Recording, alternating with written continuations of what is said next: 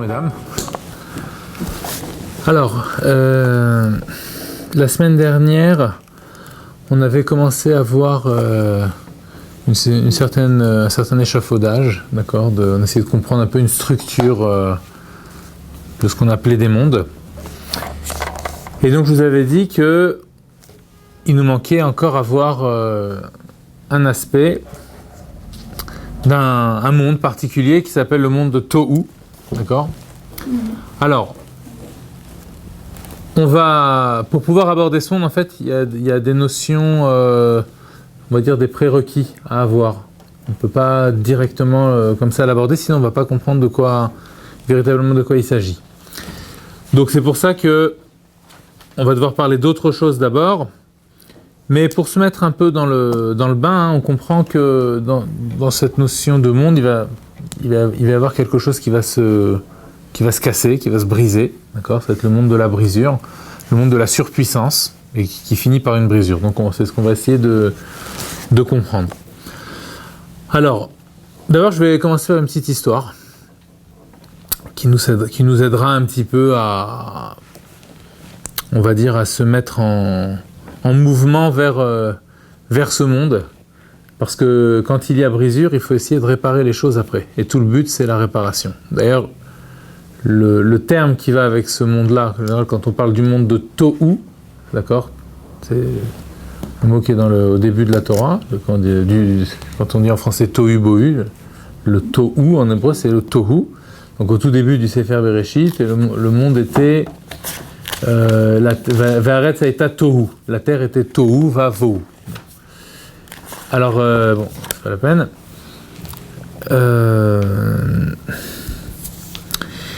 Le terme qui va avec le mot Tohu, c'est le terme de Tikkun. Donc Tohu, ça veut dire une sorte de chaos. Rashi dit que c'est comme l'idée de quelqu'un qui serait dans un état d'ébahissement, si vous voulez. Il est ébahi, il ne sait pas comment définir la situation. Donc c'est le terme mathe et anashim. Sidération, non? C'est pas comme oui, si vous voulez, comme sidéré dans un état de incapable de décrire quoi que ce soit. Tout est trop puissant, tout est hors norme. Et donc le terme, le corollaire, en fait, ça va être le tikkun, c'est-à-dire l'arrangement, la rectification, d'accord, rectifier le tir. Et donc on va voir qu'entre ces deux mondes, hein, Tohu et Tikkun, en fait, se joue toute l'articulation de notre présent et de ce que nous devons faire dans le monde, justement. Alors, la Torah, elle s'exprime par des mitzvot. C'est-à-dire que si on veut avoir le dévoilement divin, ok, il y a le monde, il y a les neshamot qui sont dans le monde, les âmes, et il y a le divin que les neshamot doivent relier avec le monde. C'est un peu notre rôle. D'accord ? Comment est-ce qu'on fait pour mettre en pratique le divin, pour le réaliser, le mettre dans l'acte ? C'est justement par l'accomplissement des mitzvot. Le commandement divin, c'est ce qu'il vient faire. Donc, vous savez qu'en principe, chaque mitzvah, elle a son atmosphère, son état d'esprit, son ressenti particulier. D'accord ? Simplement, nous, on ne le sent pas. On n'est pas forcément capable de le sentir instinctivement. Il faut beaucoup se travailler, beaucoup étudier, beaucoup comprendre un petit peu de quoi il s'agit pour commencer à ressentir un petit peu ce qui se passe dans la mitzvah. Mais si on était plus méritant, ça veut dire aussi plus sage, plus sensible, plus raffiné, alors on pourrait peut-être sentir un petit peu les choses. Alors justement, dans cette histoire que je voulais vous raconter, alors je ne sais pas avec qui elle se passe cette histoire-là, mais à quelle époque non plus, bon. Mais c'est une jolie histoire, vous allez voir. Il y a un couple, un vieux couple, des gens très purs, très saints, et qui sont malheureusement très pauvres en même temps, et qui n'ont pas du tout presque pas de quoi se nourrir, c'est très difficile, le mari va, avec ses dernières forces, il va essayer de travailler pour ramener encore un petit peu d'argent à la maison, et leur grand bonheur à ce couple-là, c'est quand le Shabbat, ils peuvent s'asseoir, le mari fait le kiddush, ils ressentent quelque chose de fort, voilà, c'est ça, toute leur vie, elle est axée autour du Shabbat. Ils veulent absolument, c'est très très important pour eux de faire le Shabbat. Et voilà que une semaine particulière, le couple se trouve complètement démuni. Et ils n'ont rien, ils n'ont même pas un kopek pour aller acheter une challah pour faire quelque chose pour Shabbat. Et le mari, il a beau se démener, il ne trouve rien. Alors, au bout du compte, la femme, elle est tellement désespérée qu'elle ne sait pas quoi faire. Et elle sort, elle va dans la rue, elle va dans la rue comme ça, puis elle s'assoit sur une petite pierre ou sur un petit quelque chose comme ça. Et puis, elle se met à supplier Dieu, mon Dieu, aide-nous, qu'est-ce qu'on va faire ce Shabbat? C'est le premier Shabbat de ma vie où j'ai pas de quoi un centime pour pouvoir acheter quoi que ce soit. Et elle se met à pleurer comme ça. Et voilà qu'une calèche passe avec un homme aisé dedans, un juif, qui n'est pas du tout dans la pratique de la Torah. C'est pas... Et alors ce juif, il voit cette femme en train de pleurer, cette vieille femme, puis il est intrigué. Il dit, qu'est-ce qu'il y a une vieille femme comme ça, le vendredi, sur la place du marché, ici, qui est en train de pleurer? J'ai jamais vu une chose pareille, qu'est-ce qui se passe? Alors il dit au cocher, il dit, arrête-toi, arrête-toi. Il descend de la calèche, et il va voir la femme, il lui dit, pourquoi tu pleures? Alors elle lui dit, parce qu'on n'a pas de quoi faire le Shabbat. C'est pour ça que tu pleures? Il sort de sa poche une bourse, il prend la bourse et puis il donne à la femme et lui dit, tiens, va faire ton Shabbat. Mais fais-moi une bénédiction. Alors elle lui dit, je te bénis que tu ressentes le goût du Shabbat. Que tu ressentes le Shabbat. Il dit Amen, merci. Il ne sait pas quoi cette bénédiction, il se demande ce que ça veut dire. Shabbat pour lui, c'est à des milliers de kilomètres. Il remonte dans sa calèche et il dit au cocher, allez, avance. Il continue, il commence à avancer comme ça, et puis voilà que Shabbat rentre, et tout à coup, comme ça, au moment où le soleil commence à se coucher, donc donc le Shabbat rentre. Et on peut dire, voilà, c'est 1 minute, et puis il y a une autre minute qui passe, et encore une autre minute qui passe, et les minutes se ressemblent, voilà, sans se ressembler, mais... Et puis tout à coup, il est envahi par quelque chose, par un état d'esprit, par une atmosphère comme ça. Il est envahi par une sorte d'atmosphère qui lui tombe dessus comme ça, il ne sait pas ce que c'est. Il sent quelque chose de particulier. Et il se dit, qu'est-ce que je suis en train de sentir là? Et tout à coup, il y a l'idée comme ça qui jaillit dans son esprit. Il se dit, c'est Shabbat. Je suis en train de sentir le Shabbat. C'est cette bénédiction de cette femme qui est en train de se réaliser. Alors il dit au cocher, arrête-toi tout de suite. Il descend de la calèche, il connaissait peut-être un petit peu quelques lois. Et allez savoir comment, il se débrouille pour retourner en ville et retrouver cette vieille femme. Il demande à des gens, la vieille femme qui était assise ici, c'était qui, tout ça. Et les gens, ils lui disent, voilà, elle habite dans tel endroit et tout. Et puis, il va chez cette femme-là, il frappe à la porte. Il lui dit, madame, est-ce que je peux passer Shabbat chez vous? Et donc, pour la première fois de sa vie, il va faire Shabbat. Oui, et donc, voilà, cette histoire se finit comme ça, avec cet homme qui fait Teshuvah. Shabbat, c'est l'idée de Teshuvah aussi, c'est les mêmes lettres. Shabbat, Tashuv, c'est l'idée de retour. Le Shabbat, c'est le jour du retour, en fait. Quand Dieu a créé le monde en 6 jours, le jour du Shabbat, c'est le jour où la création, elle retourne à sa source. D'accord ? D'ailleurs, c'est pour ça que l'homme aurait pu, le premier homme dont on a longuement parlé, s'il avait attendu, d'après le Harizal, s'il avait attendu jusqu'à Shabbat, il aurait pu prendre ce fruit de la connaissance.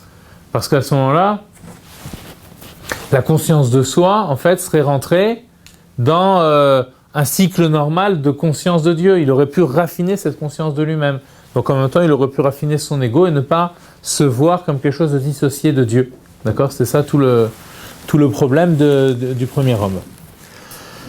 Donc c'est pour ça que le Shabbat, il y a cet état d'esprit. Mais là, cet homme-là, cette atmosphère, cet homme a pu le ressentir parce qu'il a eu cette bénédiction particulière de cette Sadéka, de cette femme, cette juste-là, cette femme particulière, qui lui a donné, on va dire, un petit coup de pouce d'en haut pour qu'il ressente quelque chose. Mais ça veut dire que, en vérité, chaque mitzvah qu'on est en train de faire, il y a ce quelque chose de divin qui échappe à notre regard, mais qui est quand même là. Alors pourquoi il échappe à notre regard ? Parce qu'on vit dans un monde un petit peu brisé, dans un monde qui est isolé. Le monde lui-même, il montre la notion de voilement, la notion d'isolement, la notion de séparation d'avec Dieu. Olam, on avait expliqué, je ne me rappelle pas si on l'avait dit, mais Olam, en hébreu, Olam, ça s'écrit Aïn, Vav, Lamed. Olam, ça veut dire le monde. Et quand on change un petit peu, quand on change le nikoud, c'est-à-dire la ponctuation des lettres, alors on va obtenir le mot He'elem. He'elem qui veut dire un voilement. D'accord ? Le monde, la particularité du monde, c'est le voilement. Mais on ne doit pas se dire que puisque le monde est voilement, alors on n'a rien à faire. Au contraire, parce qu'il y a le monde, il y a les neshamot et il y a le divin. Et nous, notre but, c'est d'associer tout ça. C'est-à-dire que si le monde est dans un état de voilement, alors nous, quel est notre but à nous ? C'est de donner au monde sa alia. Olam, c'est aussi olé. Olé, ça veut dire monter. Donc c'est aussi la possibilité de donner au monde l'élévation, pour que le monde sorte de son voilement. C'est tout le sens, par exemple, dans la Torah, vous savez, quand on dit qu'il fallait faire des sacrifices. Comment on appelle un sacrifice en hébreu ? Ola. Un korban. Korban, c'est-à-dire les itkarev, ça veut dire se rapprocher. Une ola, il y avait par exemple le korban ola. Ola qui veut dire le korban qui monte. On élève la représentation du monde qu'incarne cet animal, par exemple, ok, vers Dieu. Il y a cette notion d'élévation. Alors, bon, ça c'était pour, on va dire, pour faire une petite introduction. On voit dans cette histoire-là qu'il y a un individu qui démarre dans un certain état, d'accord, et qui finit dans un autre état. L'état dans lequel il est au départ, c'est un état, on va appeler l'état de Tohu, on le verra plus tard, et l'état auquel il parvient, c'est un état de tikkun, c'est un état de réparation. Son être, maintenant, est réparé. Alors,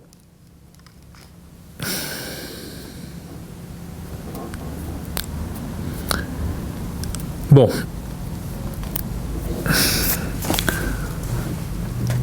Quand on a parlé de la notion de monde la dernière fois, on est resté extrêmement général.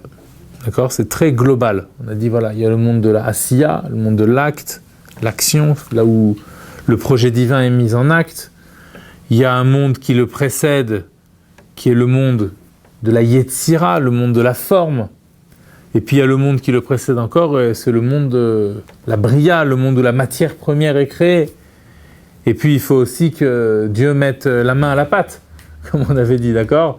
Donc ça c'est le monde de Hatzilut, c'est la puissance divine qui se réduit, le monde de l'émanation, on appelle émanation parce que ça émane du divin. Donc c'est ce monde qui, dans lequel justement l'état de conscience de ce monde-là, c'est un état dans lequel il n'y a pas de dissociation entre le divin et le créé. Donc qui est ce monde-là, parce que c'est quand même un monde créé, ce monde de Hatzilut, ok ? Alors puisqu'il n'y a pas de dissociation, ce monde-là il va jouer le rôle d'intermédiaire et c'est lui qui va mettre en œuvre la création. Donc c'est la puissance créatrice qui va faire apparaître pour la première fois cette matière-là, le premier yesh, le premier il y a, et ensuite il va lui donner une forme, et puis après cette forme va prendre matière. Alors, maintenant, si on accentue un petit peu le zoom, d'accord ? C'est-à-dire, on va prendre un monde, quel qu'il soit, et on va commencer à se demander, mais de quoi ce monde est constitué ? Quels sont ses constituants ? D'accord ? Alors, globalement, la première chose qu'on va voir, c'est ce qu'on appelle les séphirotes. Ça aurait été bien d'avoir le tableau. Alors, les séphirotes, ce sont les éléments. Comment on peut traduire le terme séphira ? Il n'y a pas vraiment de traduction pour cet terme-là. On va donner plusieurs sens à ce mot-là. Mais les séphirotes, ce sont les éléments qui constituent un monde. D'accord ? Alors, ces séphirotes, elles sont au nombre de 10, en fait 11. On va les retrouver dans toutes les structures. Si vous avez cette feuille-là, je ne sais pas si je vous l'avais donnée. Ouais. Alors si vous l'avez, ça serait bien de la prendre, de sorte qu'on puisse commencer à regarder quelques petites choses. Non, vous ne l'avez pas amené. Bon, c'est pas très grave. Alors,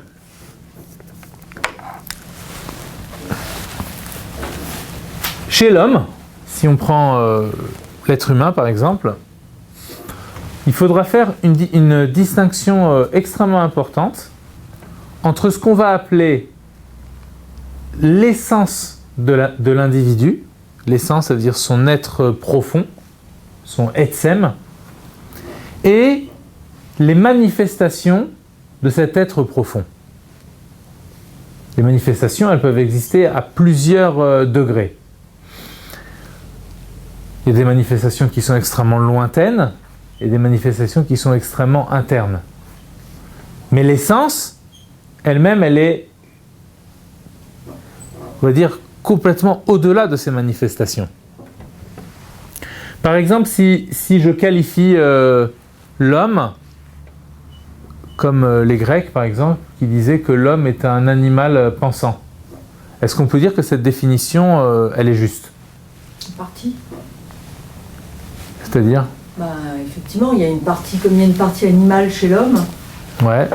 Alors, il faut savoir que chez les Grecs, quand on disait animal, en fait, ça veut pas dire l'animal au sens où nous l'entendons aujourd'hui. C'est-à-dire, aujourd'hui, animal, ça veut dire un animal, une bête, d'accord ?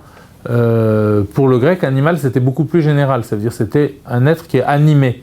C'est ça, animal, animé. C'est un être qui bouge. Voilà. Donc après, c'est étonnant d'ailleurs qu'il classait l'homme aussi dans le même ordre que les êtres qui bougent. Vous voyez, ça rentrait comme dans l'animal que nous, on entend aujourd'hui. D'accord ? Donc c'est quoi un animal ? C'est un être qui se meut, comme les animaux d'aujourd'hui, et qui est doté d'une pensée. Alors, est-ce qu'on peut dire que cette définition, elle est exhaustive ? Est-ce qu'elle recouvre véritablement la totalité de ce qu'est l'homme ? Qu'est-ce qui manque ? La parole. Très juste, il manque la parole. Bon, alors c'est un être qui pense, qui parle.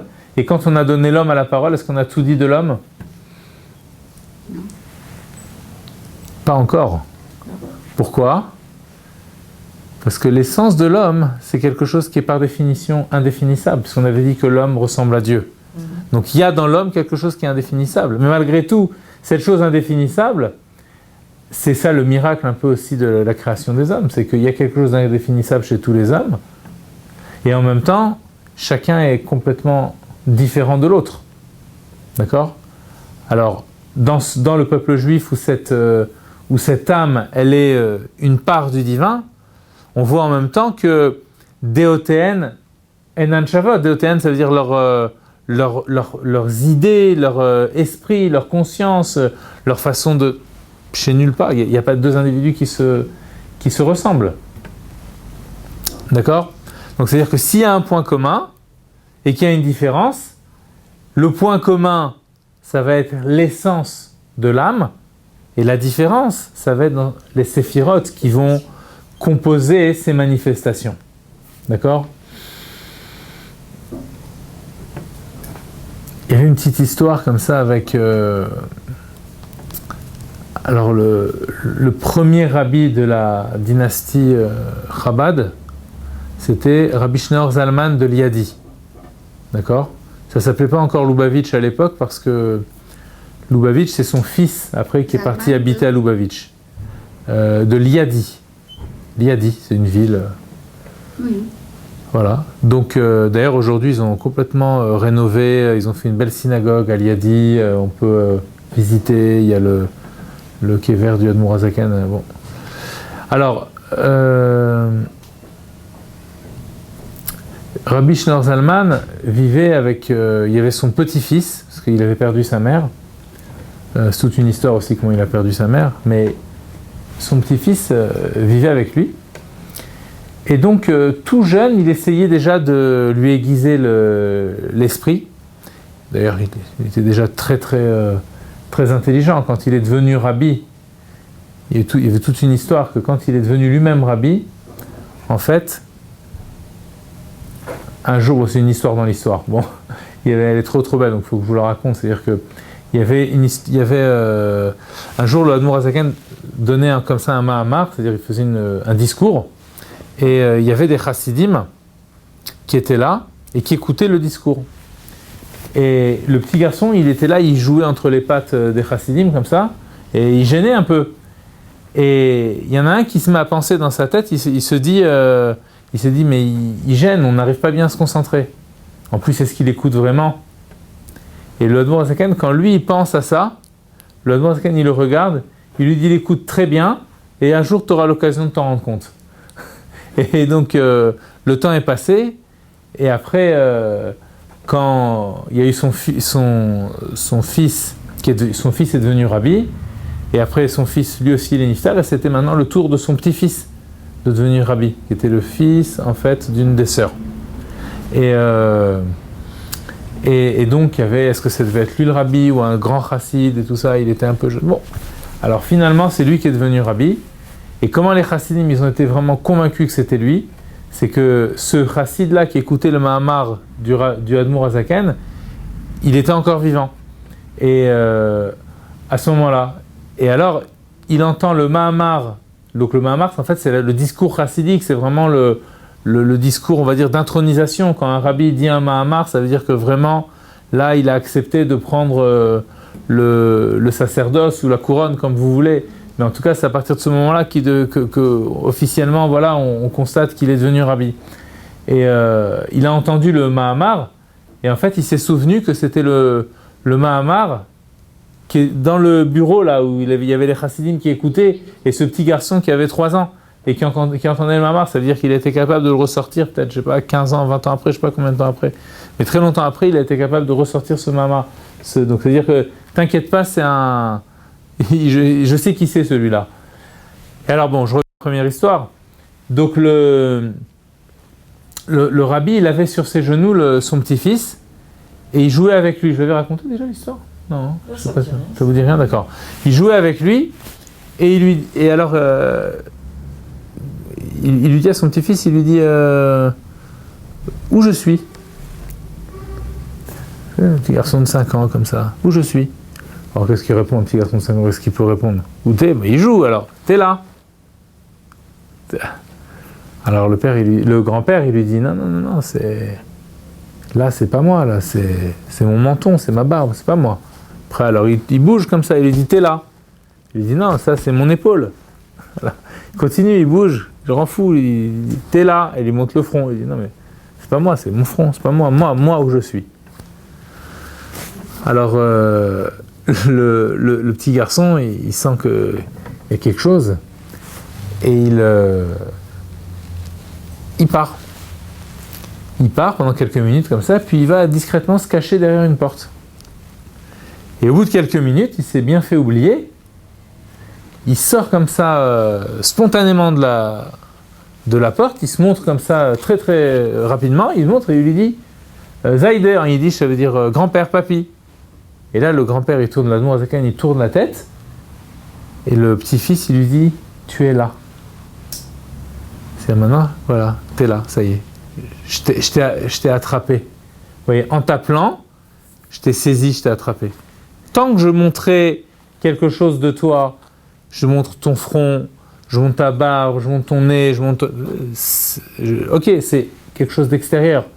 Mais toi, tu m'as demandé où tu es, toi. Alors, toi, voilà, c'est là. C'est comme ça qu'on t'attrape. Entre parenthèses, quand on vous savez, connaissez le pasouk. Karov Hashem lechol kore'av, Dieu est proche de tous ceux qui l'appellent.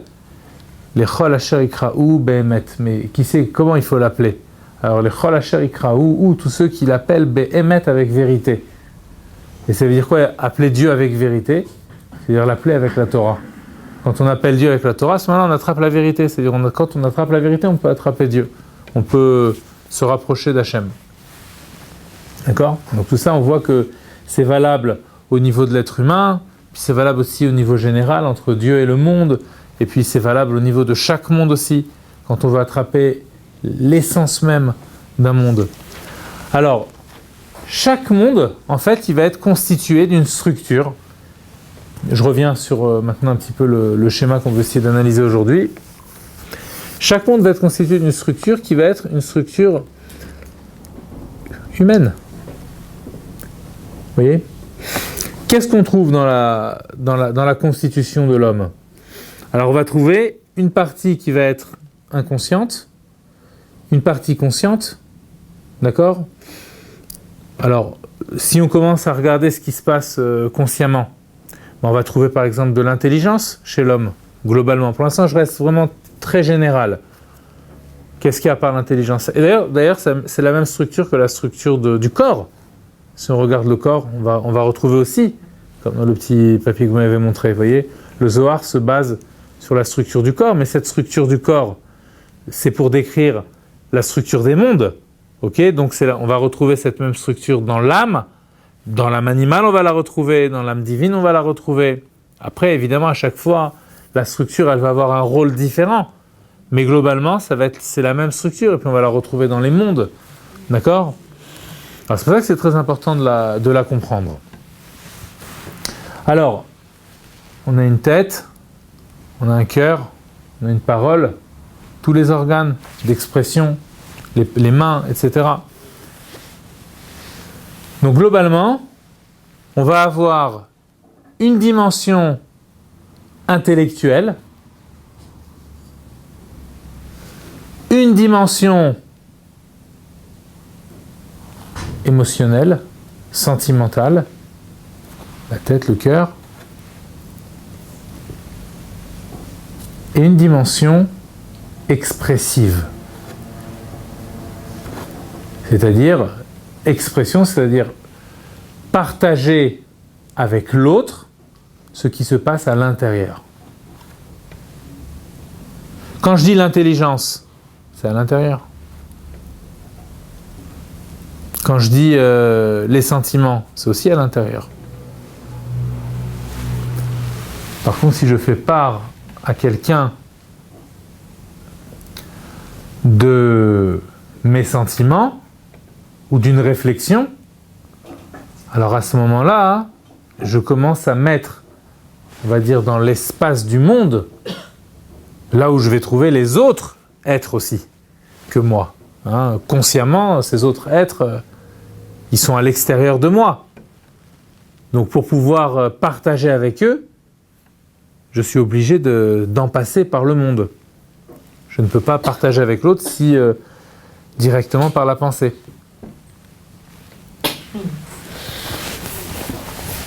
Donc, toutes ces catégories-là dont on vient de parler, elles-mêmes, elles sont encore à décomposer en sous-catégories. Dans l'intelligence, par exemple, on va trouver plusieurs aspects de l'intelligence. On va voir ce qu'on va appeler la chokhma, la bina, da'at. Chokhma, c'est bon. On ne va pas rentrer dans le détail exactement de ce que c'est chacune. Juste, ce que je voulais dire, c'est que voilà, il y a cette notion d'intellect, de sentiment, d'expression. Alors, où est-ce que je suis le plus conscient? dans mon intellect ou dans mes actions, par exemple, ou dans ma parole? De quoi je suis plus conscient? Des actes. Et voilà, quand on est dans un acte, l'acte, on peut dire que vraiment là, on voit ce qu'on a fait. Donc, la conscience, elle est très forte au niveau de l'acte. Mais elle ne se joue pas dans l'acte, la conscience. Elle se joue dans l'intellect. D'accord? Mais dans l'acte... Ah, c'est moi. On a l'habitude de l'éteindre. Mais dans... Mais... Je vais mettre ça ici, désolé. Voilà. Mais dans l'acte lui-même, c'est là que m'apparaissent les choses. L'acte, c'est le monde du dévoilement. Par exemple, le monde dont on a parlé, le monde de la Asiya, c'est celui qui était le plus, on va dire, comment dirais-je, vous savez, dans les Chadodi, quand on dit les Chadodi le Shabbat, à un moment donné, on dit Sof Maaseh B'machashava Techila. C'est dans la première strophe. Sof Maaseh B'machashava Techila, ça veut dire quoi? La fin de l'action, elle se trouve dans le début de la pensée. Ça veut dire que le monde d'en bas dans lequel nous vivons, c'est celui qui est le plus intime dans le projet divin. C'est-à-dire, vous voyez, en même temps, c'est le plus... Pardon? B'machashava techila. Machashava dans la pensée, techila dans la pensée du début. C'est-à-dire, au plus intime du divin, il y a le projet de créer un monde pour que ce monde soit le lieu du dévoilement divin. D'accord? Mais quand on regarde le monde, on voit que c'est la chose la plus séparée. Quand on regarde la notion d'action, on se rend compte que c'est ce qu'il y a de plus extérieur à ce qu'est l'homme, à son intériorité. Au point que parfois on ne comprend pas, dans la psychologie, parfois on ne comprend pas les actions des individus. Il faut rentrer dans l'intériorité de l'individu pour essayer de se demander mais pourquoi il a agi de cette façon-là. Et c'est souvent lorsqu'on lui montre son action que la personne elle commence à prendre conscience, ah bon, j'ai agi comme ça. Aujourd'hui, même dans les coachings, on parlait de coaching tout à l'heure, dans les psychothérapies, etc., souvent il y a des séances de... Enfin, vous allez me dire, mais je crois, j'ai déjà entendu ça, je n'ai pas vu clairement, mais où on va filmer l'individu. Alors pourquoi on va le filmer? Ça veut faire quoi qu'on va le filmer? Parce que quand on le filme, la personne elle est en train de se rendre compte que, tiens, j'ai fait ce geste qui était brusque, mais quand je le faisais, je ne m'en rendais pas compte véritablement. J'ai donné ça à telle personne de façon brutale. Donc déjà, le geste, c'est quelque chose qui est beaucoup plus conscient que, on va dire, que ce qui se passe à l'intérieur. Mais malgré tout, même dans ce geste, il y a des zones encore d'inconscience. Donc aujourd'hui, avec la possibilité de se voir de l'extérieur, on ajoute encore de cette conscience dans notre geste. D'accord? Les émotions, aussi, il y a une part de conscience dans nos émotions. Ok, on se rend compte qu'on a une émotion. Parfois, non. Parfois, on vit l'émotion comme ça et puis on n'est pas tellement conscient qu'on l'a. D'accord? Et plus on remonte comme ça, plus on se rend compte qu'il y a de la conscience, mais elle est très subtile. Dans l'intelligence elle-même, parfois on est en train de réfléchir et on se rend même pas forcément compte qu'on est en train de réfléchir. Des fois, c'est quand on se rend compte qu'on est en train de réfléchir, ça peut bloquer notre réflexion. Des fois, il faut oublier qu'on est en train de réfléchir et continuer la réflexion. Oui? Je me permets, bien sûr. Quand vous donnez cet exemple, il y a toujours un risque de montrer à l'autre par l'image. Parce qu'en réalité, on lui mâche d'une certaine manière... Le travail. Et du coup, son cheminement intérieur pour arriver à cette déduction qu'il est peut-être trop brusque ou que, enfin, son action est inadaptée, et ce cheminement-là n'est pas fait. D'accord? Et en ce moment, on est dans une période où on veut aller vite. Oui. Donc, on simplifie, entre guillemets, on simplifie le travail. Donc, on donne quasiment la solution en même temps que le questionnement. D'accord. On veut que la personne se passe. Complètement. De toute façon, Effectivement, et on donne. En réalité, on contracte ce cheminement-là. Et ce que vous nous expliquez de ce cheminement qui est indispensable pour justement trouver le dévoilement, il n'y a pas de dévoilement. Il y a hop. Et du coup, c'est très très subtil ce que vous dites. Vas-y, finissez, après je vais vous répondre. Dans un monde où on veut tout de suite. D'accord. Alors, premièrement... Y compris pour les cours, là, on peut avoir de la consommation de... Voilà, on a eu... Bon, alors regardez. Pas de précipitation. Voilà. Non. Alors, ce que je veux dire, c'est que oui, j'ai compris. Mais quand on aura fini ce cours-là, Bonjour. Bonjour. Alors, vous êtes madame Sadok. Sadok. Ok, bah bienvenue. Installez-vous.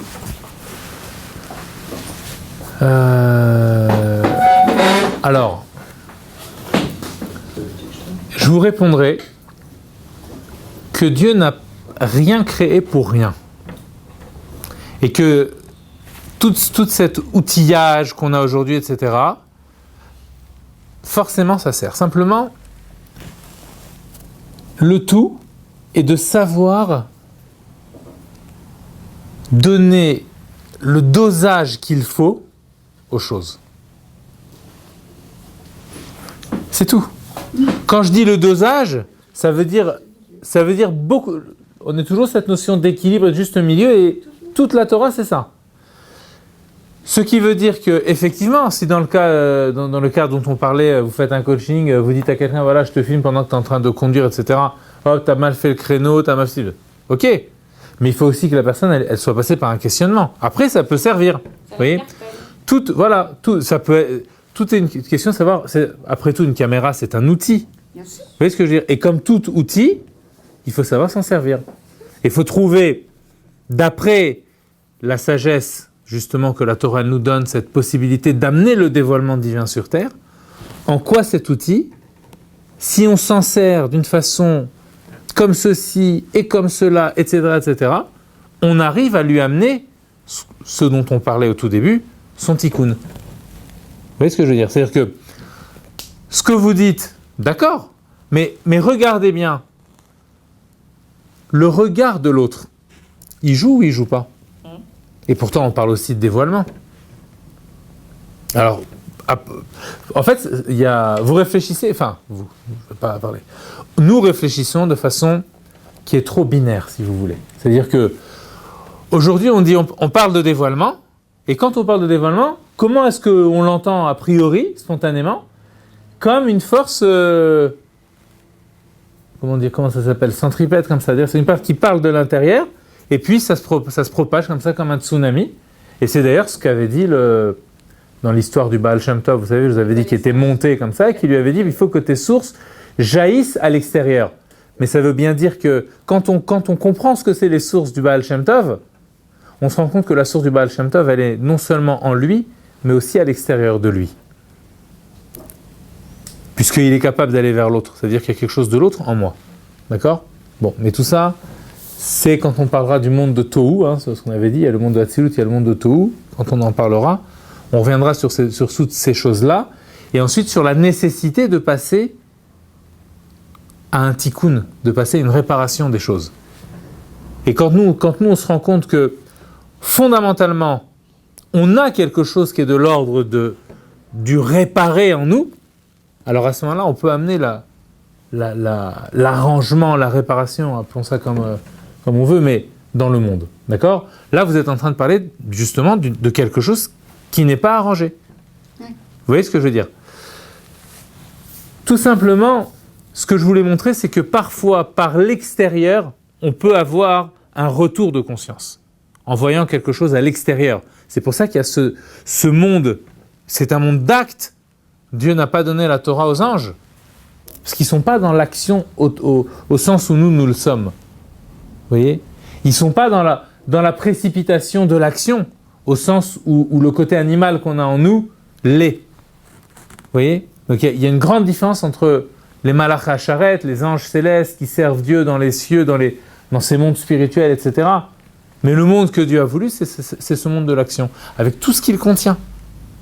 Comme bien, comme mal, à condition que l'homme soit là, au milieu, et permette cet arrangement, cet équilibre entre l'épanouissement, le développement de notre intériorité, qui va être capable aussi de filtrer ce qui lui vient de l'extérieur. Parce qu'un homme qui vivrait en autarcie,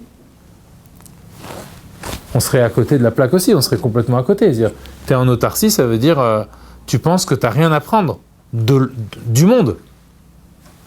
Ne mange pas alors à ce moment-là. Vous voyez? C'est un peu ça c'est-à-dire, on a forcément quelque chose aussi à prendre. Mais quoi? D'où, entre parenthèses, qu'on parle de manger, d'où la cacheroute par exemple. Vous voyez, quand il faut manger cachère. C'est-à-dire quoi? C'est-à-dire que cet animal-là, si je le consomme, il me détruit. Voilà, il a trop de puissance. Vous voyez, c'est pas bon pour moi. Alors, voilà, dans le schéma, quand vous retrouverez le schéma, en fait, bon, c'est assez bien séparé. On va avoir la partie donc intellect, ce qu'on appelle dans le langage de certains grands chassidim, ça s'appelle le muskal ou des mekoubalim, en fait, des kabbalistes. Le muskal, ça veut dire la partie intellectuelle de l'être. Le murgash, la partie émotionnelle qui se subdivise en deux. On va avoir le murgash, on va avoir le mutba. Le mutba, ça vient du mot teva, qui veut dire, alors murgash, je reprends pour bien être clair au niveau des mots en hébreu. Murgash, ça vient du mot regesh, qui veut dire la sensation, d'accord? Et le mutba, ça vient du mot teva, qui veut dire la nature. Donc le mutba, c'est le côté naturel, là on va retrouver le côté instinctif, d'accord? Le côté justement de cette spontanéité, ce rapport direct à l'extérieur. Voilà, donc dans l'âme animale, on peut imaginer ce que c'est ce mutba. C'est de tête alors. Mutba, avec un tête, exactement. Mem, vav, tête, bet, aïn. Mutba. D'accord?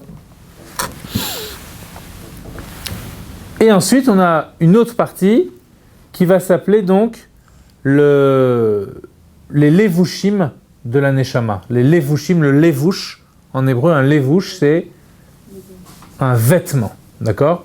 Donc, ce qu'on va appeler les vêtements de l'âme, ben c'est quoi? C'est pas le corps. Excusez-moi. Le corps, peut-être. Le corps? Ah, alors oui, effectivement. Alors là, vous parlez d'une façon plus générale. Ça veut dire que le corps, il est vêtement global par rapport à l'âme, effectivement.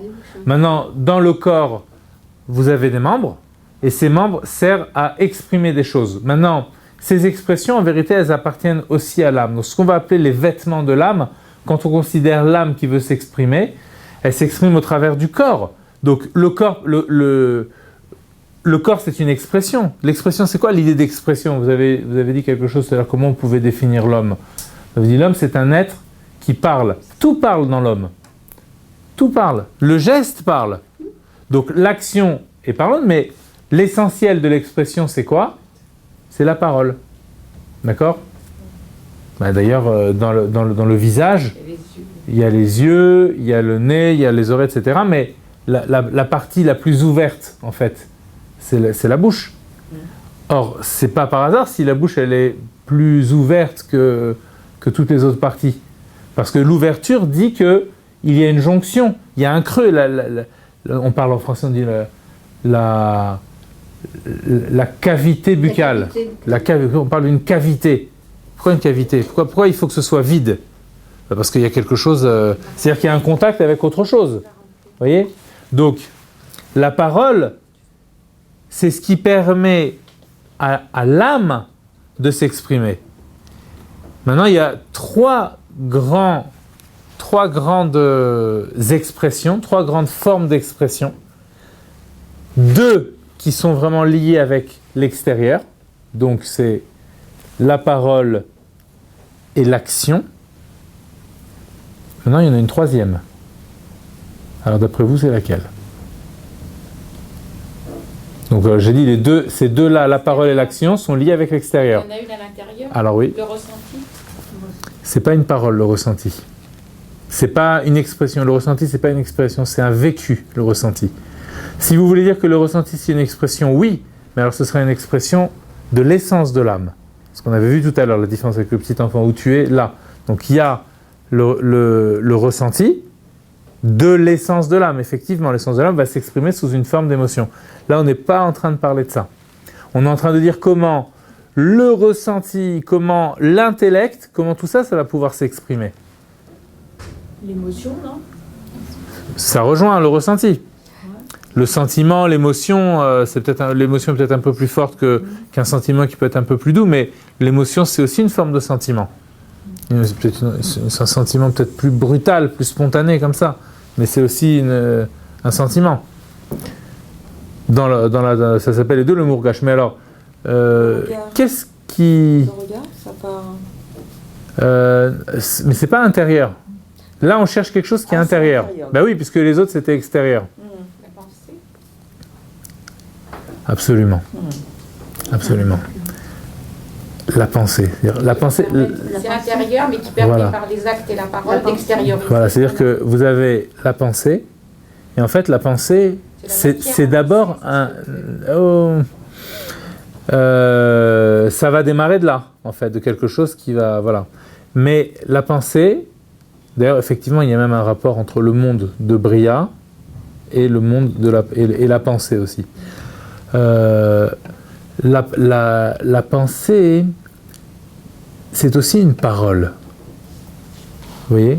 Mais c'est une parole qui est à l'intérieur de nous-mêmes. Donc en fait, on a dit une chose très simple. On a dit qu'en fait, l'extérieur pour l'homme, c'est que la parole, en fait. Vous voyez? Puisque tout est parole. La parole, c'est une finalité de la pensée. Parce que par exemple, le regard, Oui. un geste, ça donne à l'autre le fait d'interpréter. Oui, mais c'est aussi une parole. Alors que Un geste, c'est une parole plus... mais qui est sujet à une interprétation de Oui, l'autre. moins chargée de sens, d'accord? Dans le sens où vous dites vous, c'est-à-dire que la parole est directement accompagnée de sens. C'est-à-dire quand je dis quelque chose, je l'exprime, mais qu'il y a parfois des paroles ambiguës, mais la parole dit quelque chose, évoque quelque chose. Si je dis à quelqu'un toute mon affection, dans la parole se charge de cette affection, puis voilà, elle lui livre, et donc l'autre va sentir cette affection. On dit une très belle parole des Chachamim, justement, qui veulent nous parler avec amour, et qui nous disent « Dvarim ayotsim min alev, nichnasim el alev » les paroles qui sortent du cœur rentrent dans le cœur, parce que l'or rentre dans le cœur donc de l'autre. C'est-à-dire que quand la parole s'extériorise, je dis quelque chose, si cette chose que je dis est chargée d'une émotion, cette émotion va trouver place dans le cœur de l'autre, qui va être pour le coup une sorte de pâte qui va recevoir cette forme émotive, si on peut dire, d'accord, mais qui sera transmis par la parole. Quand il y a un geste, le geste signifie quelque chose, mais ce qu'il signifie n'est pas aussi limpide que la parole. Mais il signifie quand même quelque chose. Ah oui, c'est un moyen d'expression. C'est aussi un moyen d'expression. Il y a des paroles aussi qui n'ont pas de signification. On a dit les paroles ambivalentes. Des gens qui sont spécialistes de ça, qui vont dire une parole, mais qui ont un double sens. Je veux te dire ça, mais en vérité, je veux te diriger. Les grands manipulateurs sont très forts pour utiliser les paroles à double sens. D'accord? On peut utiliser des paroles à double sens dans le côté positif aussi. On veut dire quelque chose, mais en fait, on peut essayer de préparer l'esprit de la personne pour entendre autre chose derrière. Donc, on commence à dire une parole qui est doublement chargée. C'est toute la théorie, tout ce qu'on voit dans la notion de l'exemple, par exemple. Vous voyez, quand on dit l'exemple de l'exemple, on prend l'exemple pour exemple de ces choses-là. L'homme lui-même est un exemple entier. L'homme lui-même est une parole, en réalité. L'âme elle-même est une parole. Toute l'âme est une parole. Qu'est-ce qu'elle désigne, l'âme? Une parole désigne quelque chose. Qu'est-ce que l'âme désigne? L'âme, elle désigne le divin. Après, cette âme qui désigne le divin, c'est dans son être. Elle est la désignation du divin. Mais on ne peut pas se contenter de désigner. il faut aussi dévoiler. Vous voyez? C'est-à-dire dire ce qu'on désigne. Donc c'est pour ça que l'âme, elle va se doter d'une parole pour dire ce qu'elle est fondamentalement. Et à ce moment-là, vous aviez raison contre les Grecs, quand on dit que l'homme est le parlant, et on ne dit pas le pensant, parce que si on dit le pensant, on n'est que dans la sphère intérieure. Donc à ce moment-là, l'homme peut ne pas dire ce qu'il est fondamentalement, c'est-à-dire qu'il est en train de montrer la présence de Dieu. Il pourrait ne pas le dire. Donc toute cette articulation des 10 séphirotes, l'objectif c'est quoi? C'est justement de donner la parole à l'âme. Dans tous les sens du terme, ça peut être la parole active aussi. Quand un homme met les téphilines, par exemple, il est en train de montrer quelque chose. Il montre les parchemins divins sur lesquels sont écrits Shema Israël. Vous voyez? Il montre quelque chose de divin dans le monde, au travers de son action. Quand une femme allume les bougies le vendredi pour le Shabbat, elle amène cette lumière dont on parlait tout à l'heure, justement au début du cours. Voilà, donc c'est un acte qui amène quelque chose dans le monde. Après, il faut avoir la sensibilité pour le voir. On dit qu'au moment du Kiddush, c'est bien de regarder les bougies du Shabbat. Ça, il y a le lien entre l'homme et la femme. Justement, l'homme fait le Kiddush, la femme allume les bougies, et à ce moment-là, il y a une union des âmes, il y a une union très profonde à ce moment-là. Vous voyez? Donc c'est comme si la femme, elle a réussi à mettre en lumière toute la dimension du masculin qui veut donner la lumière divine, et puis qui le met en contact avec le monde. Voilà, c'est la femme qui est là et qui allume la lumière. Vous voyez? Donc l'acte exprime quelque chose. D'accord? Nous on a dit il y a l'âme divine, il y a l'âme animale. Donc l'âme animale, elle exprime des choses aussi. L'âme divine, elle exprime d'autres choses. En bref, on peut dire que toutes les 10 sphirotes, elles racontent. Vous voyez, elles sont comme des lettres qui racontent quelque chose, qui disent quelque chose. Vous voyez? Après, dans le dire, on a dit, il y a l'acte qui est un dire qui n'est pas forcément extrêmement clair. Il y a au contraire des actes qui sont plus parlants que des paroles.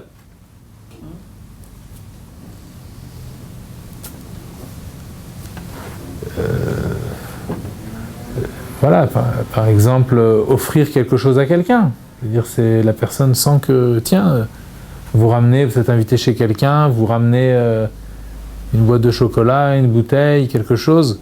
C'est un acte. Je sais quoi, un acte, c'est rien, c'est vide un acte, c'est juste un acte, quoi. Mais non. L'acte, il est chargé de peut-être beaucoup plus de paroles. Tiens, voilà, ça me faisait plaisir, mais en fait, c'est l'acte qui va compter à ce moment-là. Vous voyez? Et dans le paramètre psychologique, parce qu'on oui. dit que de temps en temps, on pourrait... Tout à fait, c'est ce qu'il faut. Quand les gens ne savent pas recevoir un acte donné par quelqu'un d'autre. Ouais.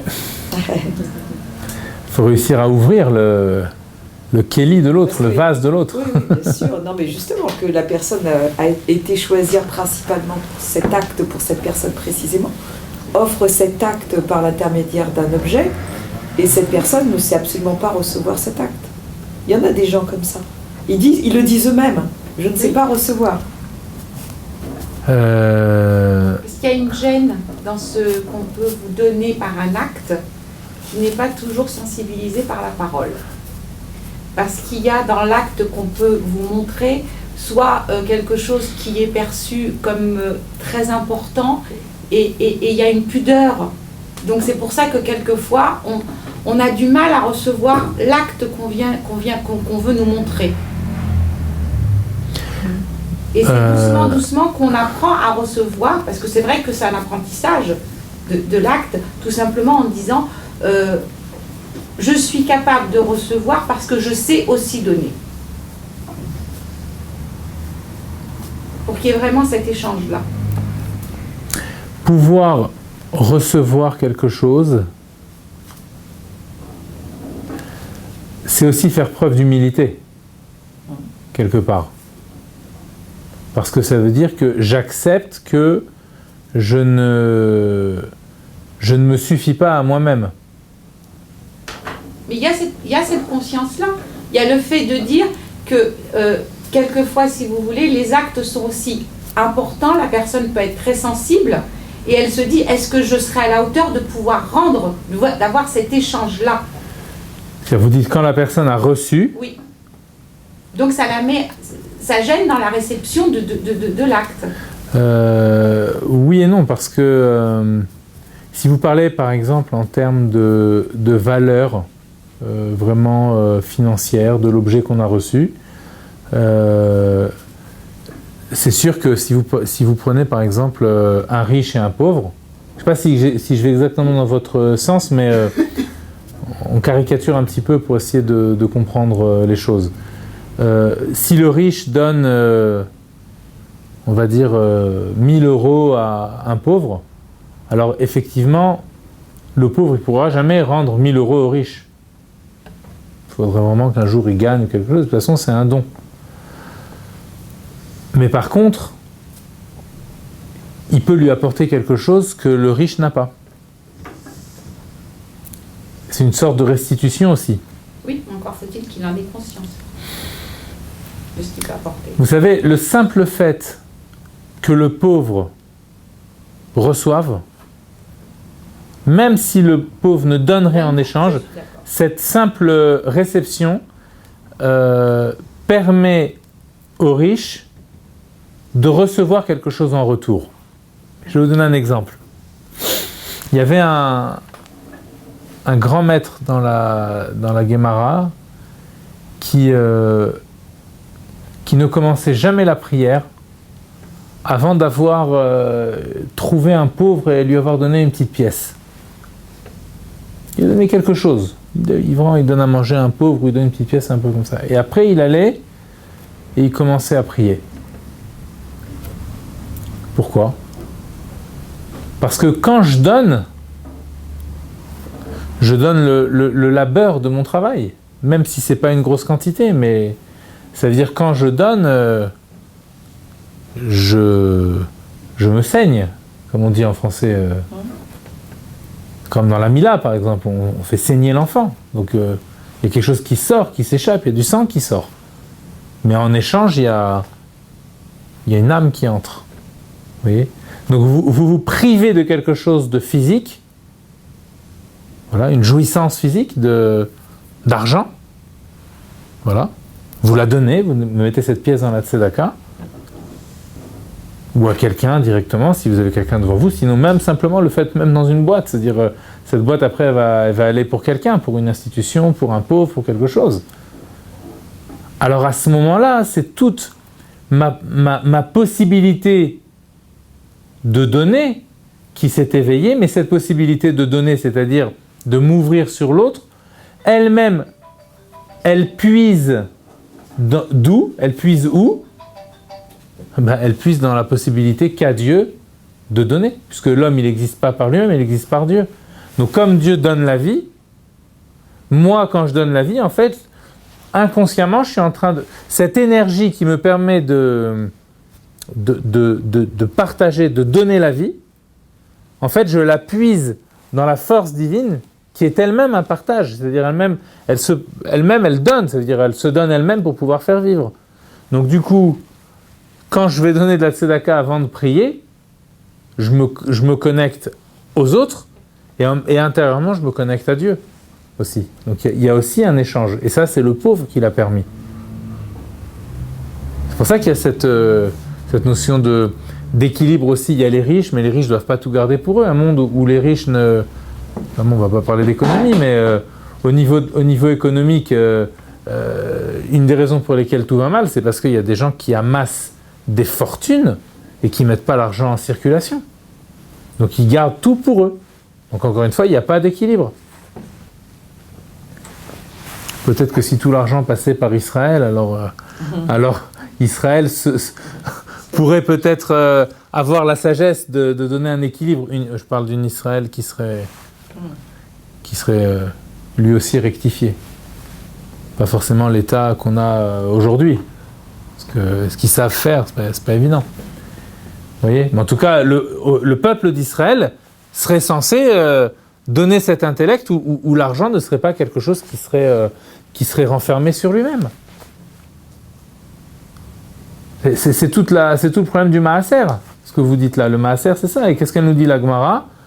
Elle nous dit qu'on dit aser te aser. Vous connaissez, c'est un dvar Torah, enfin une dracha, comme ça, un commentaire du pasuk qui dit aser te aser, qui veut dire, voilà, prélève le maaser, la dîme, le dixième de ce que tu amasses pour toi. Donc ça, tu prends et tu l'amputes d'un dixième. Et ce dixième-là, tu le donnes aux pauvres, tu le donnes à l'autre. Et le pasuk donc utilise deux termes. Aser, c'est une forme d'infinitif. Vous voyez, ça, il y a un parler comme ça avec l'infinitif et le verbe conjugué après. Prélever, tu prélèveras. Quelque chose comme ça, vous voyez. Alors, c'est une formulation qui est extrêmement courante dans la Torah. Mais en même temps, c'est un dédoublement. Donc, on dit pratiquement deux fois la même chose. Il y a une sorte de redondance quand on répète. Alors, les Chachamim nous disent pourquoi on répète pour qu'on puisse interpréter, justement. La Torah, elle donne une possibilité d'interprétation. Et l'interprétation que les Chachamim en font, c'est Aser bishvil shetit asher. On joue sur le mot Aser et Ashir. C'est les mêmes lettres. C'est-à-dire le sin, vous savez qu'en hébreu, le sin, si on change le côté du point, à ce moment-là, on passe du sin au shin. Donc on a un jeu de mots comme ça. Aser prélève le dixième, bishvil shetit asher, pour que tu t'enrichisses. Ashir, c'est la richesse.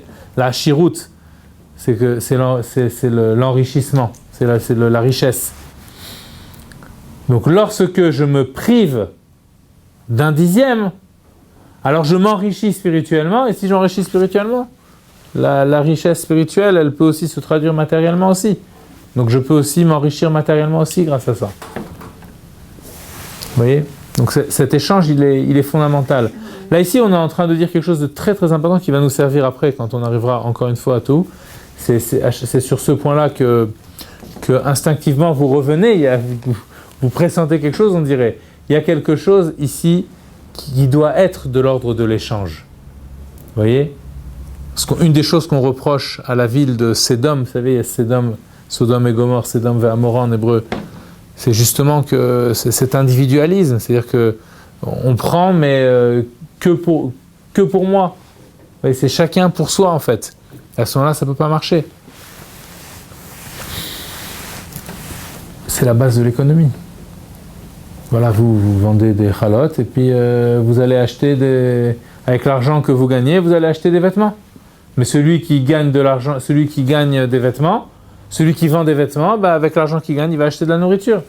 Alors ça, c'est on va dire l'unité fondamentale. C'est-à-dire vous avez le boulanger, celui qui vend les vêtements parce qu'il a besoin de se vêtir, de se nourrir et de se loger. C'est les trois accompagnements essentiels de l'homme qu'on retrouve dans la Torah. Donc il faut qu'il y ait des échanges entre ces choses-là. Vous voyez, celui qui vend des maisons, s'il veut tout l'argent pour lui et puis il investit tout dans l'immobilier et puis que pour lui, ça ne peut pas marcher non plus. Aujourd'hui, vous savez très bien, à Paris, il y a des logements qui sont complètement vides. Il y en a des gens qui ont juste, c'est un patrimoine. Mais le patrimoine, il faut qu'il soit aussi en circulation. Ça ne peut pas marcher comme ça. Vous voyez ce que je veux dire? Il faut que ça circule. On retombe sur cette notion de mouvement et sur cette notion d'équilibre. Vous voyez? Je veux dire, avec les choses qu'on voit ici dans les sirotes, en vérité, si chacun dans son domaine, il peut ensuite apporter un éclaircissement dans toutes les sciences, un des projets d'ailleurs du Rav Ginsburg aussi, c'est aussi de créer de refonder les sciences d'après la Torah. Vous voyez? Et dans les sciences, il y a aussi la science économique. Je sais qu'il en a de temps en temps parlé. Vous voyez ce que je veux dire? Il y a un projet, nous on parle ici, le créneau qu'on utilise nous, c'est le créneau de la psychologie. Mais la psychologie, elle est fondamentale. Pourquoi? Parce qu'elle intervient dans tous les domaines de la vie. Les gens qui créent les guerres, c'est des gens qui sont déséquilibrés psychologiquement. Donc si on apporte un équilibre psychologique inspiré de la Torah, dans le monde, on va éviter des guerres. Et les guerres, c'est à tous les niveaux. C'est les guerres avec des armes, c'est les guerres avec l'argent, c'est les guerres au niveau des familles, c'est les guerres au niveau des conflits intérieurs. à tous les niveaux. D'où l'importance de bien comprendre, vous voyez, de prendre le temps de s'arrêter et de bien comprendre toute cette structure-là, comment est-ce qu'elle fonctionne. Parce qu'il suffit qu'il y ait une personne qui soit parvenue à aller jusqu'au bout pour qu'elle puisse diffuser après autour d'elle et aider les autres aussi à le faire.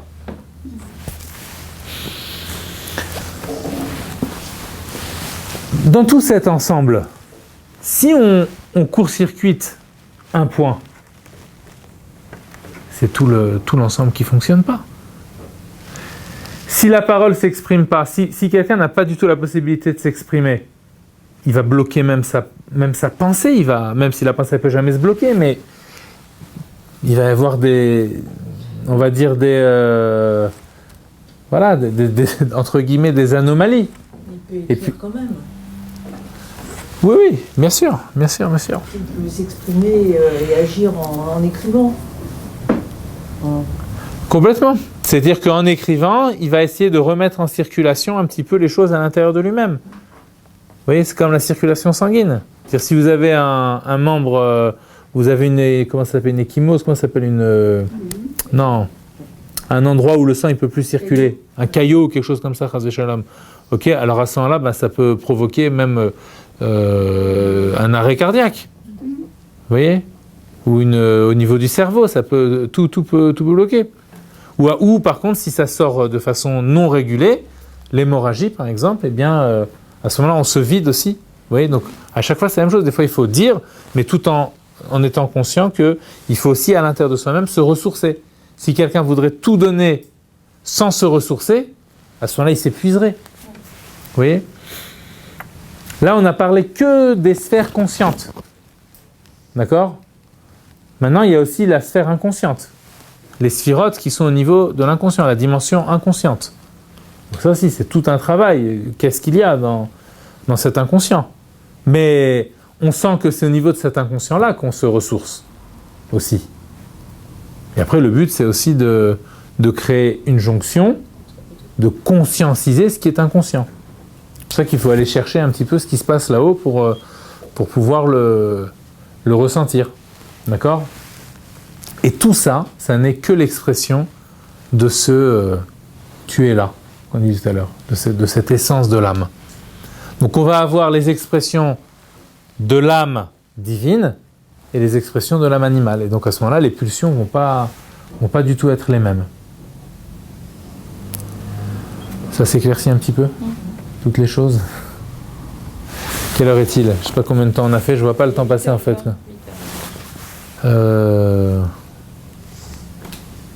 Moi je propose qu'on fait une petite pause. C'est intéressant. Ah bon, voilà, s'il y a des questions, des remarques ou quoi en attendant, parce que le problème que j'ai, c'est qu'en ce moment, j'avais prévu beaucoup plus, en fait, j'ai pas écrit beaucoup, mais en titre comme ça. Mais après chaque notion, en fait, il faut vraiment bien l'expliquer, la décortiquer, voilà. Donc là, on a consacré un cours pour expliquer ça, c'est bien, voilà. La prochaine fois, on expliquera encore d'autres notions, parce qu'il y a d'autres notions qui vont apparaître quand on parle de ces choses-là. On va encore essayer d'augmenter la taille du zoom.